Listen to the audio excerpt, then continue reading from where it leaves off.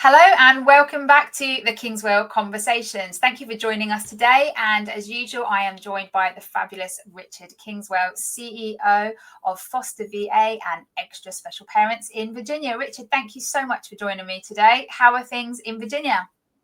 We're definitely getting cooler in this part of the world. So it's a beautiful morning, but it's got chillier. So life is good.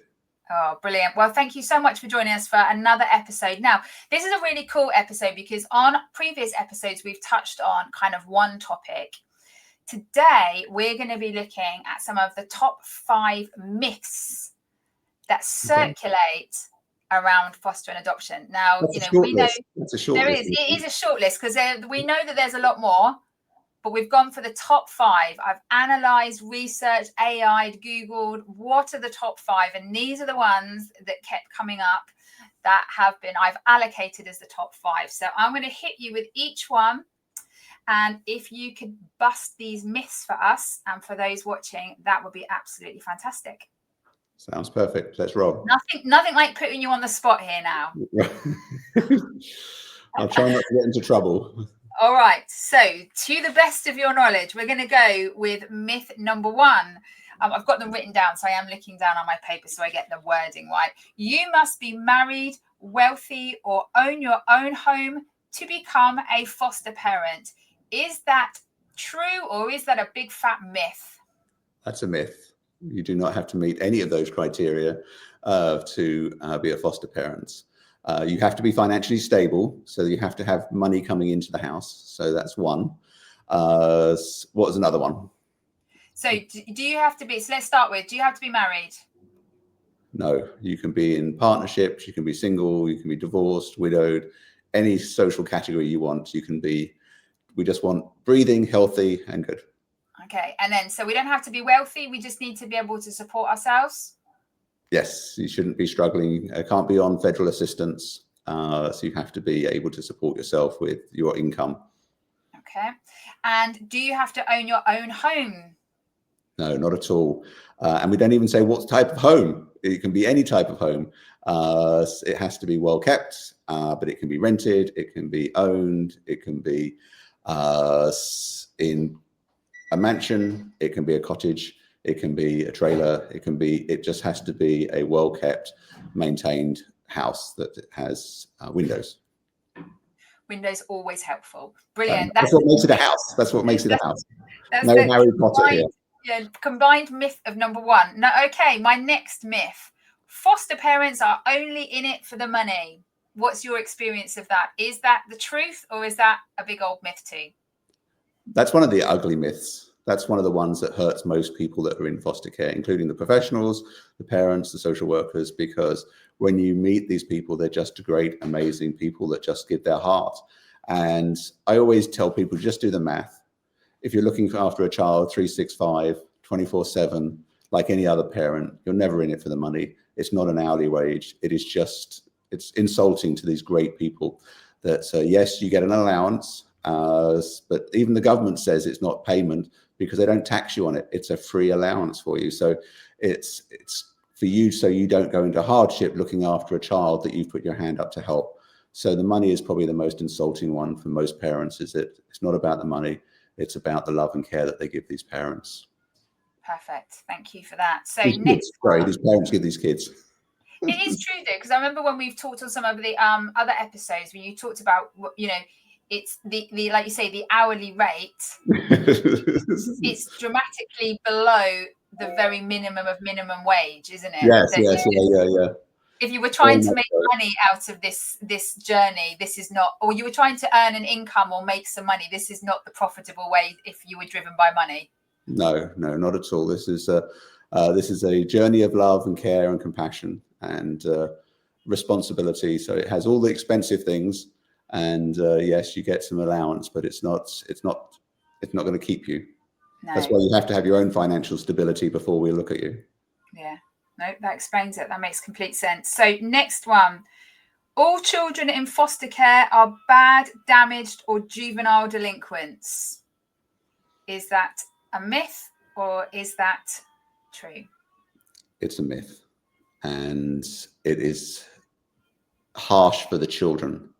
when you always just say a foster child versus a child who's in foster care, that is a very harsh distinction between the two. A child in foster care has had a journey, and it's a journey that you wouldn't have liked for your children, your cousins, your sister's children. It's a journey that being removed from a parent. The children, they live in a normal environment, whatever that, if that's getting abused and hit and beaten, starved, no clothes, that's their normal.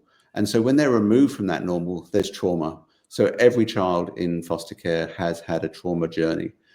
They may not recognize it, and because that's their norm, you can always have a journey that you say is my journey, but someone else goes, really? Your parents did that to you? And they're still your parents, and they love and care, and you want to be with them. So when a stranger comes into your house and takes you away and says they're not allowed to do that, or they have to do better, they have to come off drugs, that's going to cause trauma. But if you went to any school in America, you would have a child that is in foster care in that school, and you won't spot them. You won't know about them. They're just children. They're children that have had a traumatic event, that have been brought into foster care for their protection, and giving their parents a chance to get them back home when they've got all their journey sorted out. If that's an addiction, if it is a abusive relationship, if it's had a car crash and just can't look after them. There's multiple reasons why kids come into care. Just driving down I-95 and have a crash and they can't get hold of anybody. Your child's in foster care, and I want my child to be with one of my amazing parents, and I feel confident with that. I think that's one of the things I think that a lot of people do forget, is the multitude of reasons that a child comes into foster care. Yeah. Exactly like what you've just talked about. Somebody has a life-altering incident or situation, which means in that moment they can't be there for their children, and so foster carers will step up and go, I have made myself available in these circumstances, like emergency placements, etc., to take these children in. And it's amazing that this happens, but I think a lot of people forget that all the different circumstances that lead to a child going into foster care. And I also think it's a horrible way to label a child, isn't it? The instant, like you say, that a child is identified for everyone as a foster child, to think that, well, they must be bad, damaged, or a juvenile delinquent. Right.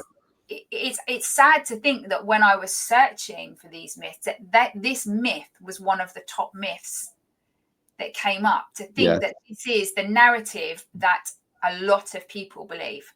Yes, and to touch on the juvenile delinquents, that is a category of criminal justice, and criminal justice doesn't have custody of children. So they are the children first. And yes, if they've had a harsh journey and they've rebelled or pushed away or got red flagged for truancy and things like that, truancy can get you into foster care. If the parents can't get you to school, it's a legal obligation, and that's neglect.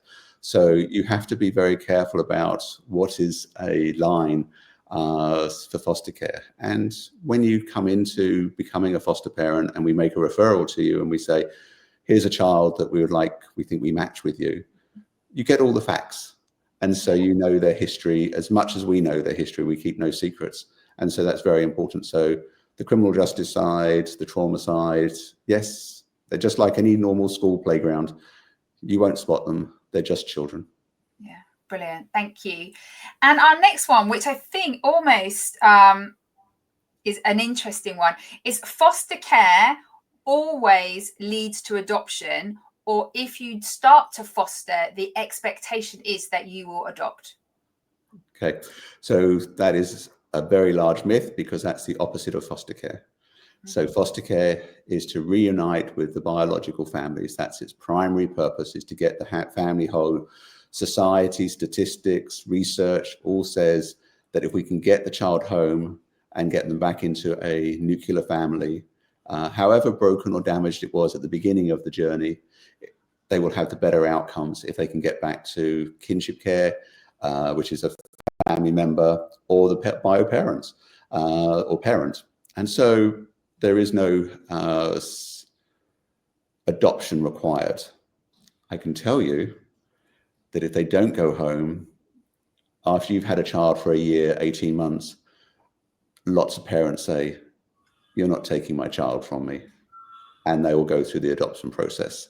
And that's a very big statistic in foster care, that these wonderful people say, "We're not going to go and look for a new parent.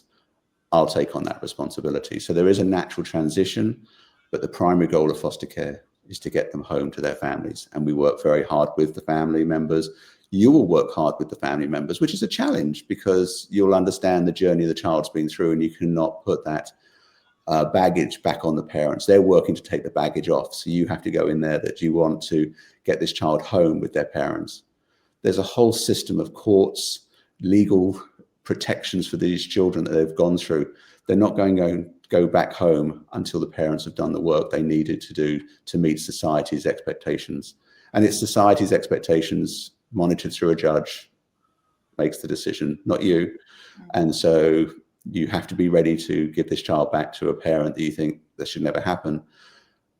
But if it doesn't work, then you can put your hand up and become an adoptive parent. And you have to be in have the child for at least 6 months. But if you got them early in the process, you would have had that done very quickly. So adoption can come and they become your child. So there is a connection, but not a goal.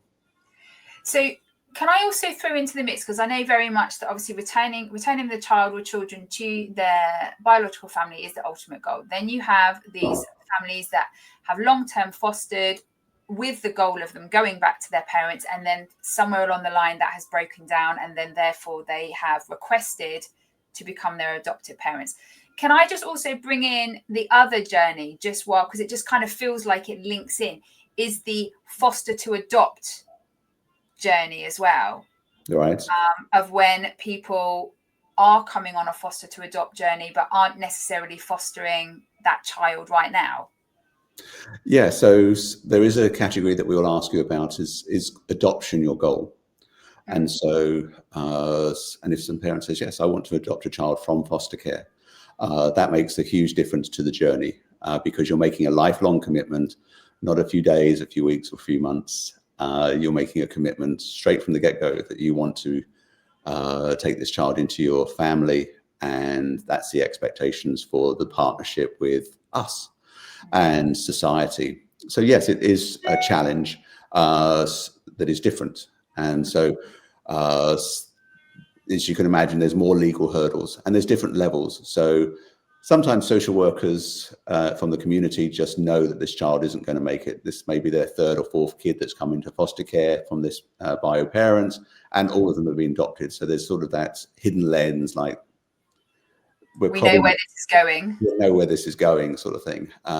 It's not the mission, but there is human instinct in there. Like, we failed 3 times to get this back home. Here's another 4th child, and here we go again.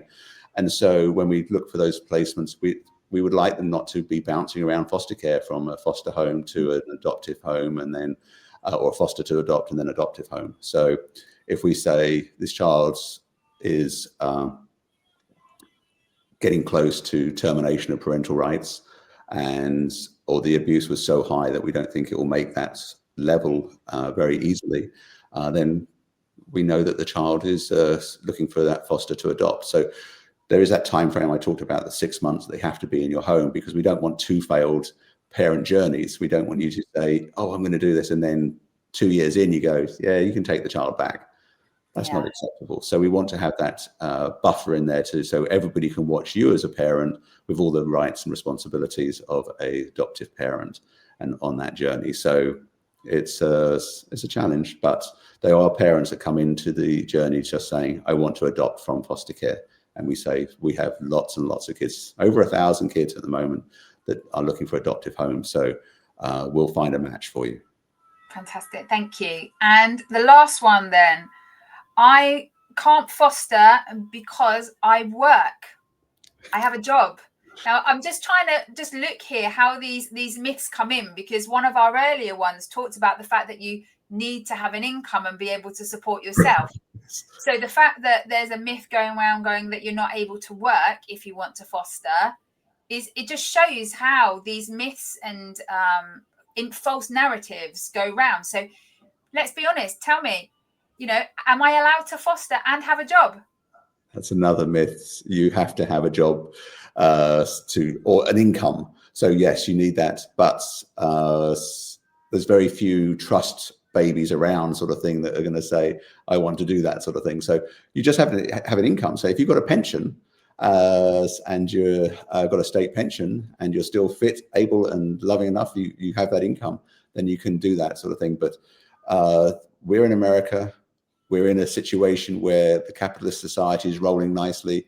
And if you want food, shelter, warmth, you have to have an income and work. And as I said right at the beginning, you cannot be on assistance for doing this journey. So that means work. So if you want to stay at home and not work, then you're probably going to need a partner that is working to have that income. You have to demonstrate that income to be able to have a child. So yes, you do need to be able to work or have an income. So people won't be penalised for having a job. Penalised from any perspective that you have to go to work. You have to have a plan, and maybe that's the most important part of this statement, is you have to have a plan of how you do after school, before school, daycare, no daycare, grandma comes in, maybe you are grandma and it's somebody else. Parenting, isn't it? The standard parenting plan. The same as every other parent in America, who's got the school run and who's got the school pickup. And so if you take a teenager, that makes life a lot easier. And so if you take a child who's older. That's a really good promotion for the fact that we need more foster carers to come in for teens, don't we? We do. And so like, you couldn't give me a 0 to 2 sleepless nights, diapers and anything like that for love nor money. It's just like, nope, give me someone a bit older that can run and not do a few things for themselves. Yeah, a little self-entertainment sort of thing. And so, and then of course, the challenge with the teenagers when you're looking at this population is that they have learned the ability to know, which is every child. And that's the part of the journey, is that, oh, I don't want to go to bed now. Okay, then you work out how to get them into bed at the right time so they can get to school. And that's what parenting's about. And that's why we have great foster parents. Brilliant. And I just want to ask, just as a caveat, we've done our 5 myths, but one of the things that you touched on was about pensions and older people. Mm-hmm. Generally speaking, this is just a question now, is there an upper age limit? I mean, obviously you've got to be in good health, etc., like that, but is there a kind of an official cutoff for an age limit? No, that's what the home study is about, is you've got to have a ability to care for the child that you are going to be working with. And so there is no, even if you've got a disability, if you're wheelchair, if it's something like that, there is no barriers for you to become a foster parent. You just have to have a good plan. You have to have a plan that is acceptable to everybody, that this is going to work. So it's just working together. I love that though, because it removes every logical barrier, doesn't it? Of course, we've talked about in the past about criminal records and things like that. It's a whole nother thing. But to the everyday person who, the general population, where you have a mix of people who are living in different kinds of accommodation, working in different kinds of jobs, from different relationship status, different ages, etc., none of that is relevant. As long as you can support the child, have a plan, and be, able to pass all your home study, etc. All of those other things are not barriers at all, but yet people think they are, but they're not. The only age barrier that we have in the system is the bottom age, and that's by law that 18 is the youngest. For us, we prefer not to go below 25 because we believe that you need to have, but there's always circumstances we'll look at. But 25, we feel that you've got your legs under you, you've got your self-stability in society, you've got a little bit of life experience out there. There is a bottom age, but not a top age. Yeah. Oh, brilliant. Thank you so much for that. That was really, really interesting. And hopefully to people watching here, they've just sat and thought, well, actually, I did think that. And now I realise that that was a complete untruth that I've been believing for ages. And maybe somebody listening to this or watching this now has just had a barrier completely removed now, and they've just thought, actually, I've heard now I can actually do this. So if you are watching this and you're on, you've come across this video because you're thinking about whether foster care is a part of your journey, please do reach out to us. You can grab Richard's fabulous 45-page guide, the comprehensive guide to foster and adoption in Virginia. It's completely free, and you can get that on the website www.FosterVA.org. You can also connect with Richard's fabulous agency, Extra Special Parents in Virginia, at www.espva.org. And if you want to connect with Richard himself and pick his brains a bit more away from here, you can find him on LinkedIn at Richard Kingswell. Richard, thank you for a lovely chat today. Thank you very much, Nikki. It's always a pleasure. And we will be back soon for the next episode. Take care now. Bye-bye. Bye-bye.